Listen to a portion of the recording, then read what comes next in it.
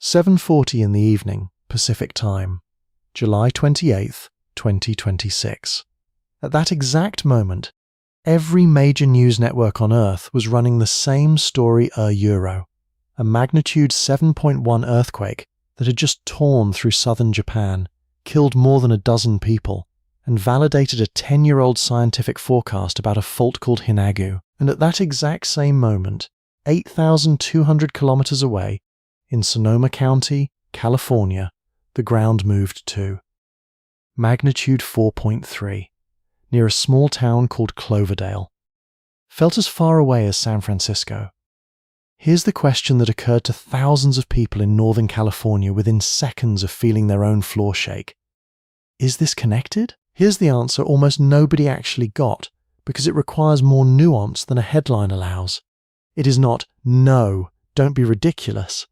And it is not, yes, everything's connected. Real seismologists have a documented, peer-reviewed, genuinely real phenomenon called dynamic triggering euro proof that a large enough earthquake anywhere on Earth actually can nudge a fault thousands of miles away. It has happened before. It happened on this exact California fault from Japan once already. So did it happen again? Or is the truth that Kumamoto's earthquake euro, as violent as it genuinely was euro, remained hundreds of times too small to reach California at all, and something entirely different, already unfolding on California's own fault system, is the real explanation? Stay with me. If Earth anatomy is where you come, when a coincidence needs the actual physics checked before you believe it euro, hit like subscribe and drop a comment right now. Tell me where you're watching from and whether you've ever felt an earthquake yourself. And ask yourself this. If scientists can actually prove one earthquake nudged a fault 8,000 kilometers away in 2011 euro, what specific, measurable difference determines whether that happens again or doesn't? Drop your guess in the comments. Now. Let's get into it. # part onio euro, what While the World Watched actually claims. This documentary opens the way this channel always opens when a title makes a claim worth checking euro by being precise about exactly what that claim is and is not asserting. While the world watched Japan, California started shaking is a statement about timing. 2 earthquakes on 2 continents within the same evening euro, one in southern Japan at 4:27 in the afternoon local time, one in northern California roughly 3 hours later by the clock, but occurring while the first event's news coverage was still actively dominating global attention. That specific temporal framing is accurate, verified, and does not by itself claim any causal relationship between the 2 events. The honest, complete version of this story sits in the genuinely interesting space between 2 easy, wrong answers. It is not, these 2 earthquakes are secretly connected euro, a claim this documentary's research found no scientific support for. It is also not, this is a meaningless coincidence, dismiss it entirely euro, because the underlying phenomenon that question is actually reaching for, something seismologists call dynamic triggering, is real, documented, peer-reviewed science, and this documentary is going to walk through exactly how it works, in full, careful detail. The honest answer this documentary will build toward, across its full runtime. Earthquakes anywhere on Earth can, in rare and genuinely extreme cases, measurably nudge faults thousands of miles away euro, and scientists can actually detect when that happens.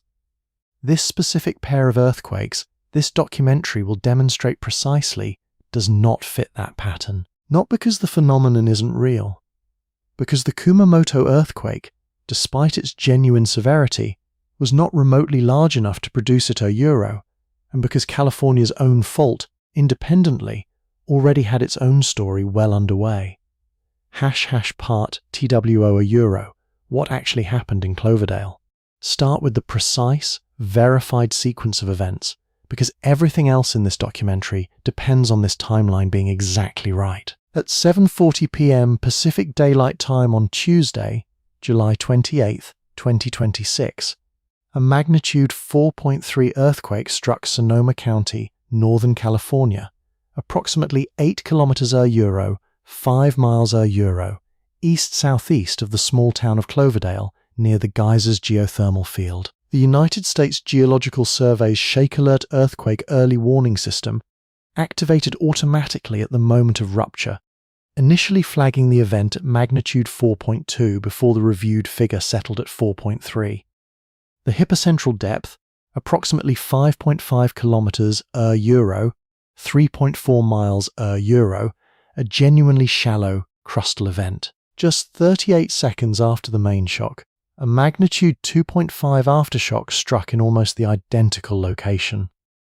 The specific fault responsible, the Macama Fault euro, a structure this documentary's later sections will detail in full, and one this channel has already examined in depth in prior coverage of a separate, earlier earthquake on this exact same fault system. More than 520 people submitted "Did you feel it?" reports directly to the USGS in the hours following the earthquake euro, a genuinely substantial felt report count for an event of this magnitude, with shaking noticed as far away as San Francisco, roughly 126 kilometers to the south, Elk Grove, roughly 134 kilometers away, and Roseville, roughly 140 kilometers distant. Locally, in downtown Cloverdale itself, the shaking was startling enough that bar and restaurant patrons described ducking for cover in the moment.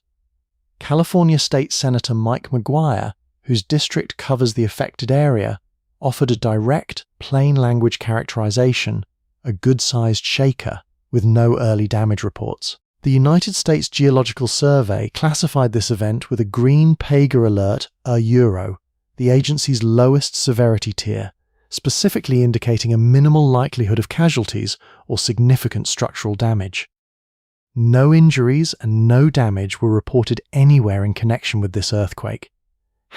Part 3 euro, reading the numbers, what green Pega actually tells you. This documentary's broader body of reporting has, in prior coverage of other seismic events, explained in detail exactly what the USGS Pega system communicates, and this documentary applies that same careful reading directly to the Cloverdale event. Pega euro, the Prompt Assessment of Global Earthquakes for Response System euro, is an automated tool that estimates, within minutes of any earthquake, the probable scale of casualties and economic loss, based on the specific combination of magnitude, depth, and the population and building characteristics of the surrounding area. A green rating specifically communicates no response needed, low likelihood of casualties and damage. The Cloverdale event's green rating reflects a straightforward combination of factors this documentary has already established: a moderate magnitude, a genuinely shallow but not catastrophically shallow depth, and a location euro near Cloverdale, a small Sonoma County town euro, without the dense urban population that would elevate a comparable earthquake's risk profile in a major metropolitan center. This documentary preserves one further, specific comparison worth making directly. The earlier, larger earthquake on this exact same fault system, which this documentary's next section will detail in full, received a yellow Pega rating euro, one tier above Cloverdale's green. That single-tier difference, this documentary will demonstrate, reflects a genuine, measurable difference in severity between the two events, even though both occurred on the identical broader fault zone within the same summer. Part 4 euro, not an isolated event, the Macama Fault's already busy summer. This documentary now establishes the specific, essential context this event actually sits within euro, because the Cloverdale earthquake, examined in isolation, tells only a fraction of this summer's real story. On June 2nd, 2026, a magnitude 3.6 earthquake struck near Cloverdale, on the same fault trend this documentary's Part 2 already identified as responsible for the July 28th event. Then, on June 24th, 2026, a considerably larger earthquake struck near Redwood Valley in Mendocino County, approximately 55 kilometers north of Cloverdale euro, an event this documentary's broader coverage has already examined in extensive, dedicated detail in a separate documentary. That June 24th earthquake, measuring magnitude 5.6, was widely described euro, including in this documentary's current research by Caltech seismologist Lucy Jones a Euro as the largest earthquake on the Macama fault system in roughly 9 decades. It caused injuries, broken windows, and shelf damage in the town of Willits, and knocked out power to between 8,000 and 10,000 customers. USGS assigned that specific event a yellow Pega rating a Euro, the tier directly above the green rating this documentary's Part 3, already detailed for the smaller Cloverdale event that followed it a month later. And then, on July 28, 2026 a Euro, the exact date and evening this documentary opened with a Euro, the magnitude 4.3 Cloverdale earthquake struck. 3 separate, notable earthquakes on or near the identical fault zone within under 2 months. This is, by the USGS's own characterization, a genuinely active stretch for a fault that typically produces smaller events than even this specific summer's most modest entry. # Part 5 a Euro, Redwood Valley Revisited, the sequence's middle chapter. This documentary's prior, dedicated coverage of the June 24th Redwood Valley earthquake established, in extensive detail, the full scientific picture surrounding that specific event a Euro, its precise magnitude and depth, its focal mechanism, its relationship to the broader San Andreas fault system, and the genuinely important question of how that specific earthquake related to the much larger, much quieter fault sitting immediately beside it. This documentary is not going to repeat that full analysis here.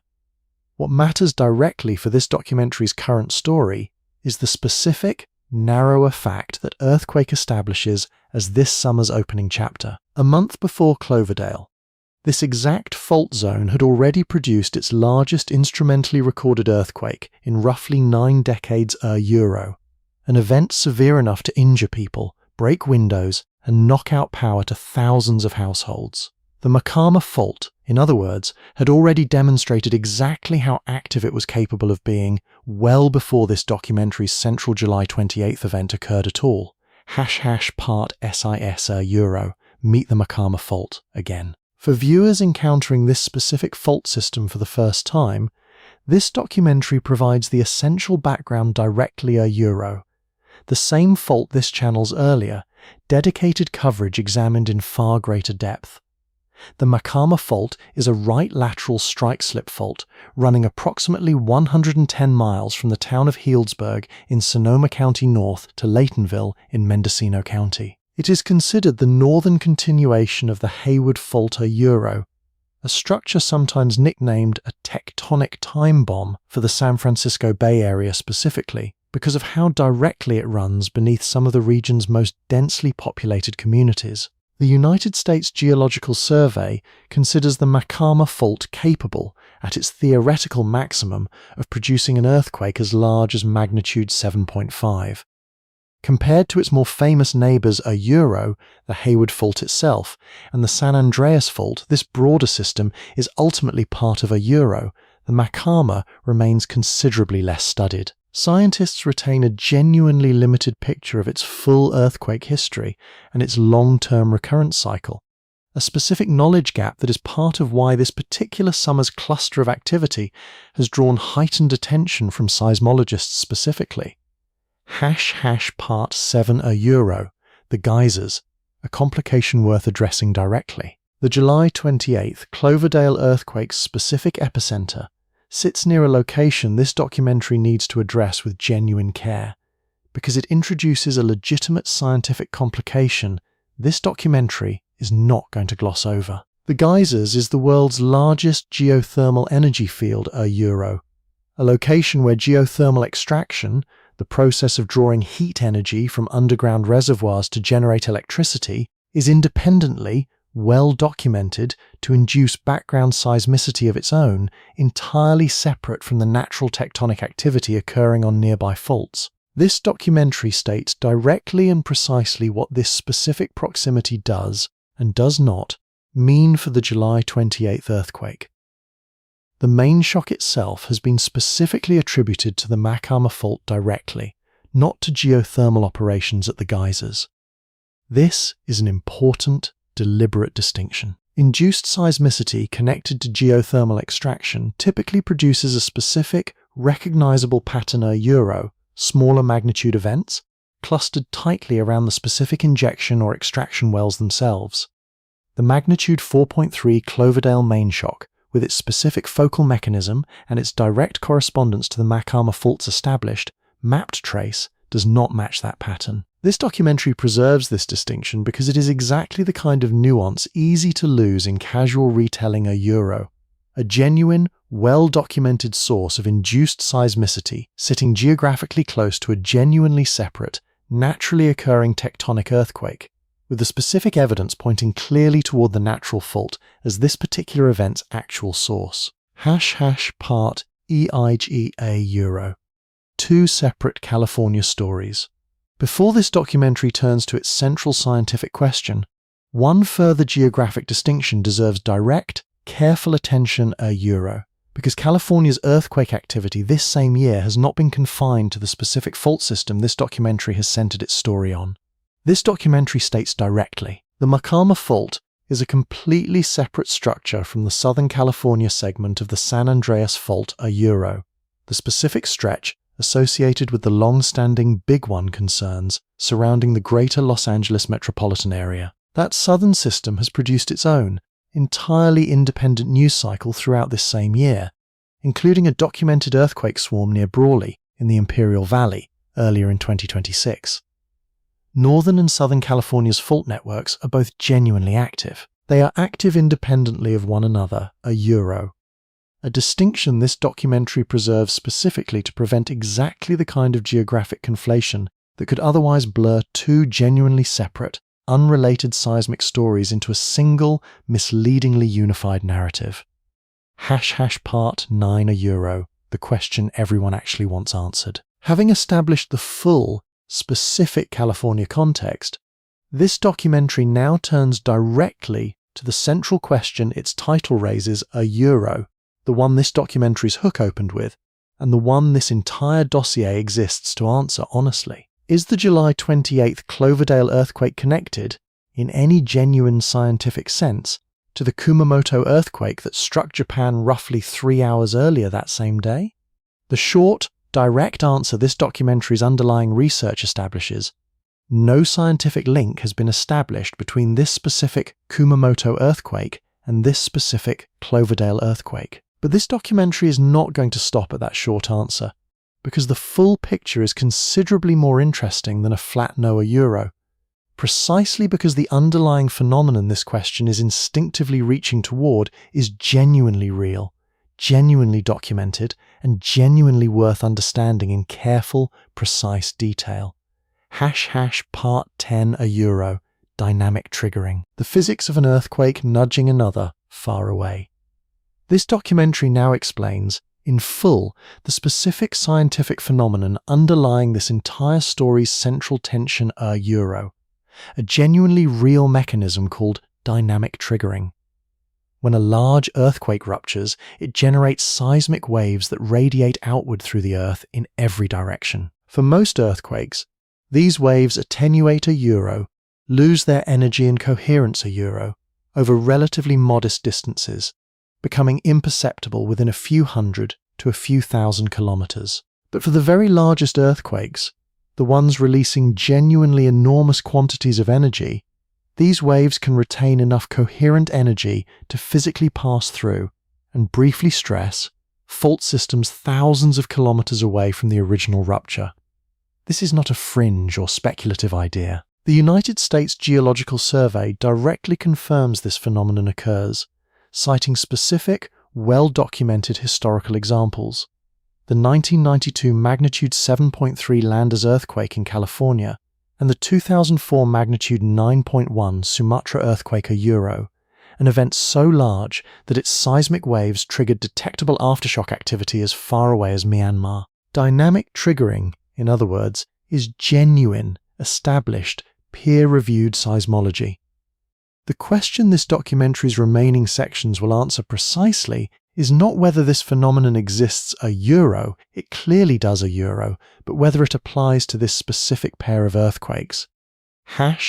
#part 11 euro, the precedent that makes this question worth asking at all. Here is the specific reason the "is this connected to Japan" question for this particular fault system is not an idle or uninformed €1, because a genuinely remarkable, directly relevant precedent exists connecting Japan and this exact same broader California fault network before. Published, peer-reviewed research Euro specifically, a study by Hill, Peng, Shelley, and Aiken, published in the Bulletin of the Seismological Society of America Euro, documented that the March 2011 magnitude 9.0 Tohoku earthquake in Japan triggered measurable bursts of seismic tremor on the San Andreas Fault at Parkfield, California Euro, a location approximately 8,200 kilometers away from the original Japanese rupture. Read that distance again, because it is the specific number that makes this entire question genuinely worth taking seriously rather than dismissing outright. 8,200 kilometers. An earthquake in Japan, physically detected as an influence on a fault in California, an entire ocean away. This is the specific, documented precedent giving this documentary's central question its genuine scientific weight. It has happened before, on this exact broader fault network, from an earthquake in Japan specifically. The question this documentary's next several sections will answer with full precision. Does the 2026 Kumamoto earthquake belong in the same category as the 2011 Tohoku earthquake that produced this specific, documented effect? Part 12b Euro. Doing the math. Why scale changes everything. This is the specific, decisive calculation this documentary's entire central question rests on Euro, and it deserves to be walked through with full, careful precision. The 2011 Tohoku earthquake that triggered the documented Parkfield tremor, this documentary's previous section detailed measured magnitude 9.0. The 2026 Kumamoto earthquake, this documentary's companion documentary, examined in full detail, measured magnitude 7.1 on Japan's own scale, equivalent to a moment magnitude of 6.8. The magnitude scale is logarithmic Euro, meaning each whole number increase represents roughly a 32-fold increase in the actual seismic energy released, not a simple linear step. Apply that specific mathematical relationship directly to these two earthquakes, and the result is stark. The 2011 Tohoku earthquake released approximately 700 times more seismic energy than the 2026 Kumamoto earthquake. 700 times. This documentary's underlying research states the direct, physical conclusion this specific number supports. Dynamic triggering effects detectable at Japan to California distances have, throughout the documented historical record, required an earthquake in the genuinely giant megathrust class Euro, precisely the category Tohoku belonged to, and precisely the category Kumamoto, despite its own genuine severity, does not. Part 13 Euro tremor, not earthquake. The distinction that actually matters. Beyond the sheer scale difference this documentary's previous section established, one further, equally important distinction deserves direct, careful explanation Euro, because even the 2011 Tohoku to Parkfield precedent this documentary's Part 11 detailed did not produce what the Cloverdale earthquake actually was. What the 2011 Tohoku earthquake triggered at Parkfield was specifically described in the original peer-reviewed research as bursts of seismic tremor Euro, a genuinely distinct category of seismic activity from a conventional earthquake. Tremor is typically subtle, low amplitude, extended duration ground vibration, often occurring on a fault's deeper, more ductile portions, and frequently imperceptible to anyone standing directly above it without specialized instruments to detect it. The Cloverdale event, by direct contrast, was a magnitude 4.3 main shock Euro, a genuinely felt earthquake, registered by more than 520 separate human "did you feel it" reports, followed by more than 160 additional associated seismic events in the following day. This documentary states the specific, precise distinction directly. Even in the one documented historical case where a Japan origin earthquake did measurably influence this same broader California fault network, the resulting effect was subtle underground tremor Euro, not a felt magnitude 4+ main shock generating a substantial aftershock sequence of its own. The Cloverdale event does not match even the specific character of the one precedent that might otherwise make this documentary's central question plausible. # part 14 Euro, the Makama didn't need Japan's help. Having established both the scale problem and the character problem with any direct Kumamoto to Cloverdale connection, this documentary now turns to the specific, considerably simpler explanation the evidence actually supports. This documentary's Part 4 already established, in full detail, that the Makama Fault was already having a genuinely unusual, active summer well before July 28th Euro, a magnitude 3.6 event on June 2nd, and the fault system's largest earthquake in roughly 9 decades, magnitude 5.6, on June 24th, a full month before the Cloverdale event this documentary is centered on. The simplest, best supported explanation for the July 28th earthquake, this documentary's underlying research states directly, is ordinary Euro if genuinely elevated Euro activity on an already known, already active California fault. Not a knock-on effect transmitted from a fault system half a world away in a different country, on a different tectonic setting entirely. The Makama Fault, in other words, had its own story already well underway. Kumamoto's earthquake, striking on the exact same evening, was a genuine, remarkable coincidence of timing Euro, not a contributing cause. # part 15 Euro, the rehearsal, a nearly identical question 1 month earlier. This documentary now turns to a specific, genuinely useful precedent Euro, a moment just 5 weeks before the Cloverdale earthquake, when the exact same "are these connected" question arose, involving several of this same summer's most significant earthquakes, and was answered directly by a named, credentialed scientist. On June 25th, 2026 Euro, the day immediately following the magnitude 5.6 Redwood Valley earthquake, this documentary's Part 4 already detailed Euro, a remarkable cluster of major earthquakes struck within approximately 8 hours of each other across multiple, widely separated locations. That same Northern California earthquake, a magnitude 7.2 and magnitude 7.5 earthquake pair in Venezuela, and a magnitude 6.9 earthquake off Fuji, Japan. Seismologist Mark Quigley of the University of Melbourne directly assessed this specific cluster at the time.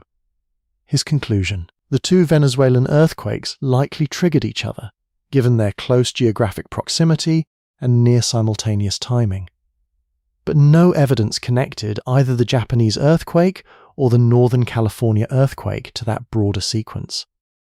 This documentary preserves this specific precedent because it provides exactly the kind of real-world calibration this entire story needs. A credentialed seismologist, presented with an even more dramatic, even more visually compelling cluster of near-simultaneous global earthquakes than this documentary's own July 28th story involves, examined the actual physical evidence and drew a precise, evidence-based line. Some of these events were genuinely connected.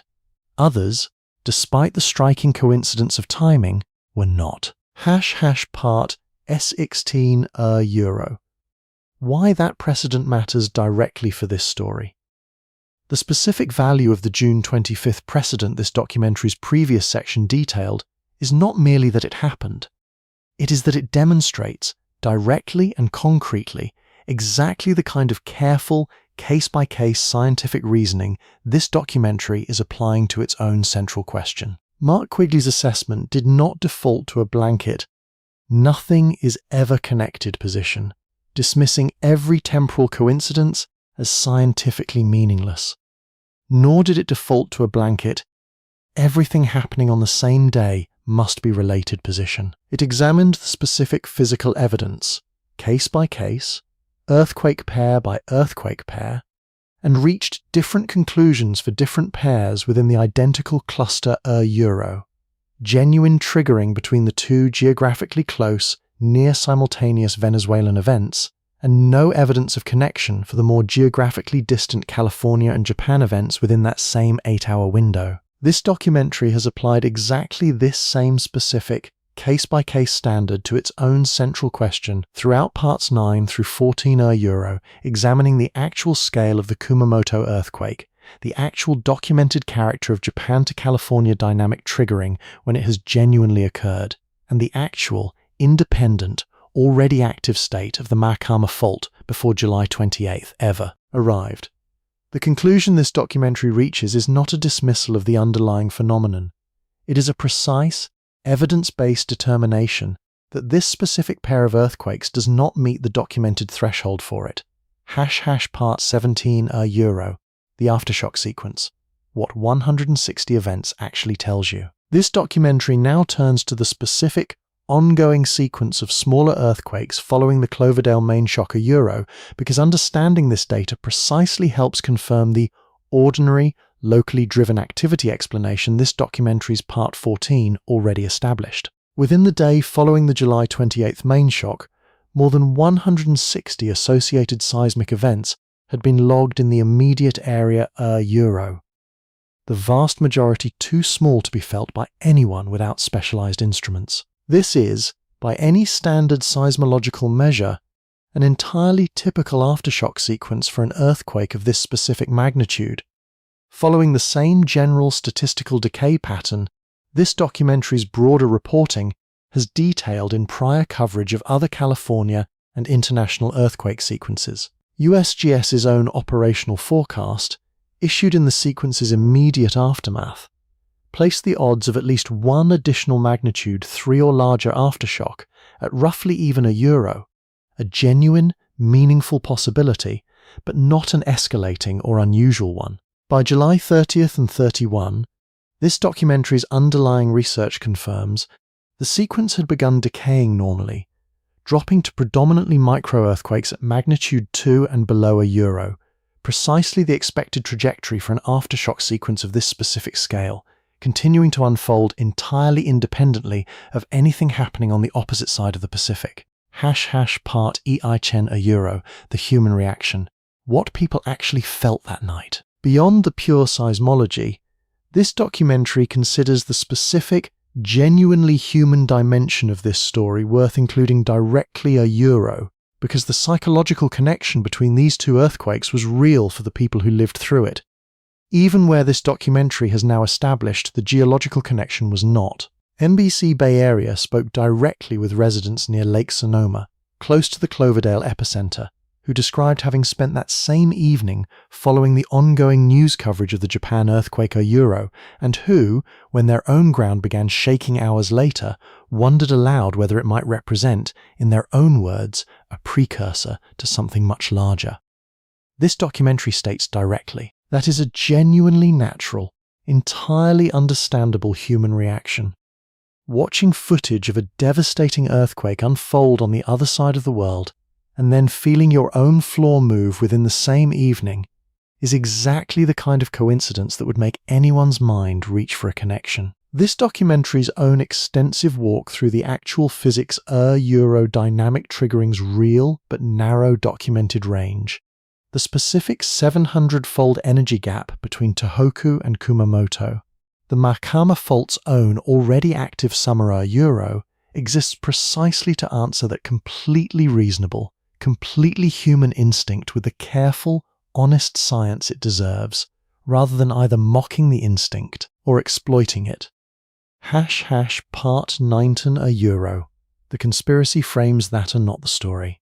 Whenever two significant earthquakes strike within close temporal proximity on opposite sides of the planet, a predictable set of alternative explanations circulates Euro, and this documentary applies the same evidentiary standard to these claims that it has applied to every scientific claim throughout this dossier. The most common claim holds that earthquakes striking on the same day, across vast distances, must reflect some hidden, coordinated, or artificially triggered mechanism Euro, rather than the specific, well-documented natural phenomenon of dynamic triggering this documentary has explained in careful, precise detail, or the equally well-documented alternative explanation of simple, independent coincidence.